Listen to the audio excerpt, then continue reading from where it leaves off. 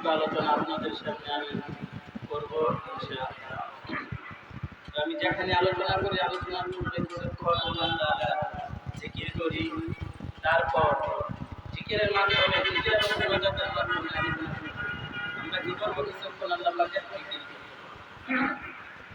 আল্লাহ আল্লাহ ইয়া মুবারাক আল্লাহ আল্লাহ আশিকুকা কামনা আল্লাহ আল্লাহ আল্লাহ আল্লাহ আল্লাহ আল্লাহ আল্লাহ আল্লাহ আল্লাহ আল্লাহ আল্লাহ আল্লাহ আল্লাহ আল্লাহ আল্লাহ আল্লাহ ইজাশির আসুনা শিরশাকার মিকুনাদ জানান্দাম আল্লাহ আল্লাহ আল্লাহ আল্লাহ। আমরা জিকির করতেছি, কার জিকির? আল্লাহর জিকির। কার জিকির? একটু জোরে কথা বলবেন আপনারা, যদি চুপ করে বসে থাকেন তো হবে? জোরে কথা বললে কি হবে? সব হবে ইনশাআল্লাহ। কার জিকির করতেছি আমরা? আল্লাহ তাআলার জিকির। এই জিকিরে কি লাভ? আল্লাহু আকবার, আল্লাহু আকবার। আল্লাহর নবী সাল্লাল্লাহু আলাইহি ওয়াসাল্লাম বলেন, যার শেষ হবে কালেমা, কি কর? যার শেষ হবে কালেমা ফাদাখালাল জান্নাহ। সুবহানাল্লাহ। মৃত্যুর পূর্ব মুহূর্তে কেউ যদি কালেমা পড়ে মৃত্যুবরণ করে, কি বলেন? এখন প্রশ্ন হলো, অনেকে দেখবেন বলে যে আমার দাদা, আমার দাদি, আমার নানা, আমার নানি, আরে মৃত্যুর আগে কোরআন তেলাওয়াত করছে, মৃত্যুর আগে আজকারিমা পড়ছে, নামাজ পড়ছে, এরকম কাজ করছে, বিভিন্ন নেকামল করছে। শুনেন ভাই, এই যে কথাটা আমরা বলি এটা ঠিক আছে, এটা বলি ঠিক আছে, ভালো কাজ, কিন্তু এটা কিন্তু এই হাদিসের মধ্যে সংযুক্ত হবে না।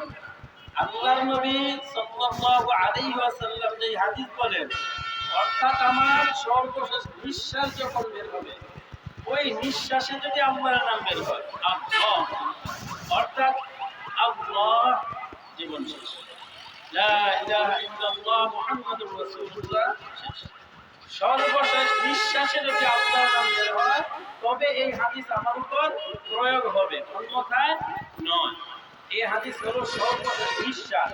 তো সর্বশেষ নিঃশ্বাসে যদি আমরা আল্লাহর নাম রাখতে চাই, বেশি বেশি আল্লাহর নামের জিকির করতে হবে, বেশি বেশি কালিমা তাইয়্যিবার জিকির করতে হবে, বেশি বেশি নবীর উপর দুরূদ পড়তে হবে। আল্লাহু আকবার, আল্লাহ আল্লাহ ইয়া মুবারাক নামুহায় আল্লাহ আল্লাহ আশিকুকা কামহায়।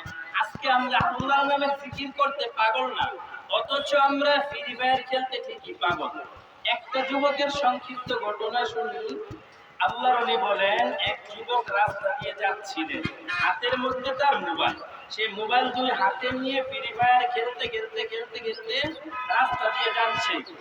সে খেলার প্রতি এতই নেশাগ্রস্ত। দেখেন ভাই, নেশা করা হারাম, আমি খেলাধুলা হারাম বলতেছি না, নেশা করা হারাম, বাজি ধরে খেলাধুলা করা হারাম, শরীরের জন্য চর্চার জন্য খেলাধুলার অন্য মাসালা, কিন্তু নেশা, এরকম খেলা যেটা নেশা হয় সেটা কি হারাম।